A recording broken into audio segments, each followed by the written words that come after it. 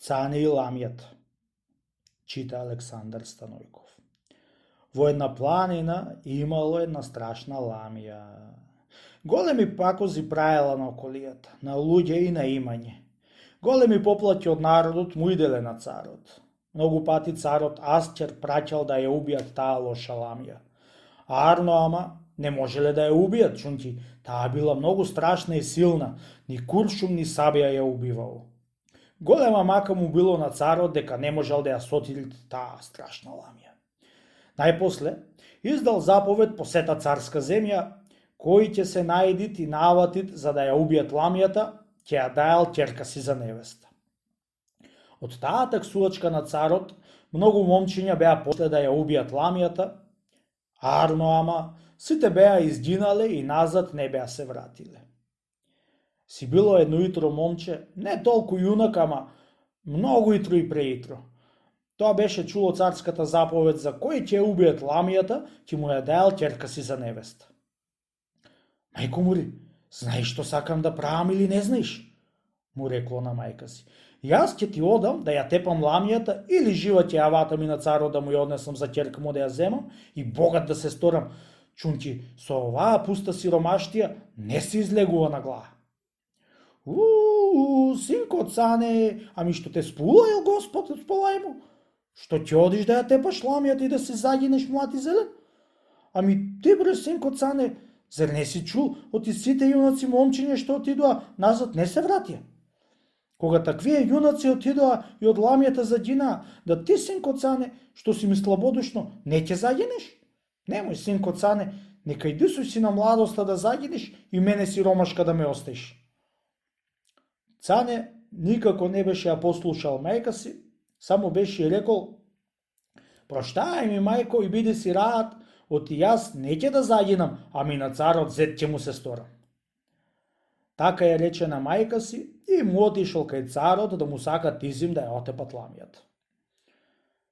Ајде бре, цане, дете слабодушно, му рекол царот, оди, ама не ќе да ја отепаш ламјата, ами жива да ми ја ватиш и во ковчег затворена да ми ја донесиш, за да не ме уплашиш, оти јас многу се страшам од ламјата, после ќе те сторам еден домазет. Му се поклони цане на царо и тргна по планиње да ја барат ламјата.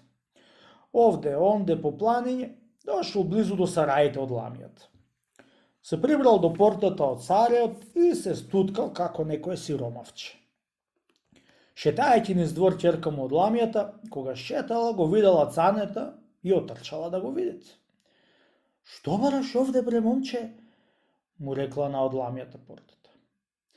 Зер не ти е страф од ламја тебе?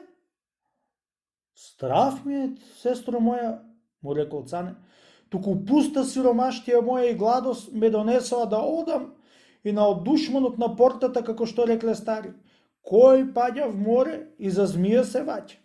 Да од тоа, мила моја сестро, ќе те молам да ме прибериш и да ме даруваш да ручам, да ако сакаш и да ти измеќарувам дури сум жив, само од мајка ти ламјата да ме скриеш или да ме одмолиш да не ме јадит. Беше му се смилило на ламичето за цанета дека плачел со горешти солзи и го прибрала внатре. Од која влегол цане во сараите од ламјата, засукал поли и рака и грабнал метлата в раце и смел сите ода и смел широки дворој и супрел сета куќа, ја наредил како некоја кукла. Кога видела мечето од цанета изметот, голем ќев беше сторила и сама со себе си велела: кај ми го донесе Господ ова момче да ме одмени од тешката супра на куќата. Вечерта го скрила цанета да не го видит мајка му ламјата, кога ќе си дојдела од лов за да не го изеит. И една вечер беше го одмолила од мајка си да не го јади. Асли тоа бараше цане. Од која беше се ослободил цане пред големата ламја, беше слободен да слуша што ќе зборуваат мајка и ќерка.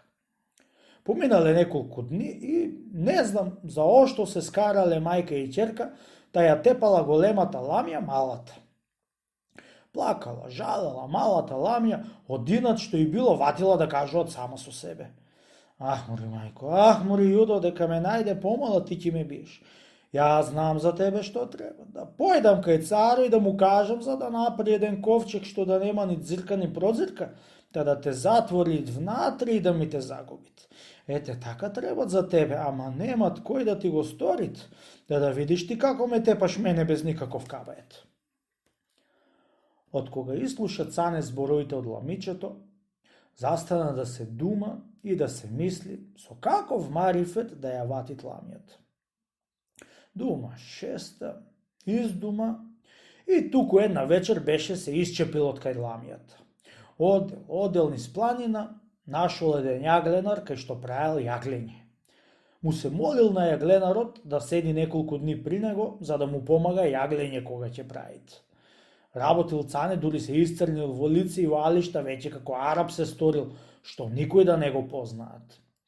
Зел секирата и теслата од јагленарот и отишол во планината кај што е била државата од ламијата. Нашол едно дрво суво внатре и шупливо и ватил да го сечит. Так, тук со секирата, так, тук го сечел дрвото. Чула ламијата чукањето од Цане и одлетала таму. Што го сечиш тоа дрво, бре јагленару? Го прашала ламијата. Царо умре, тетко, ти ковчег ме пуштија да му направам да го закопат, туку не знам дали ќе имат некоја дзирка што да се надзират. Те молам, тетко, ако не ми сториш едно добро, да влезеш во ковчегот да видиш да не има прозирка. Одошто го пизмеше ламијата царот, без да преслага, влезе да видит во ковчегот дали има некаде дзирка. Итриот Цане тоа го бараше и му удри капакот од озгора и го заклучи. Веднаш го дигнал нарамо ковчегот Цане и му го однесол пред царот. На, честити царе ламијата и дај ми ја ќерка ти, му рекол Цане.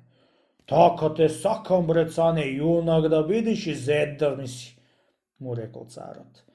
Цане се ожени и народот од ламијата се ослободил.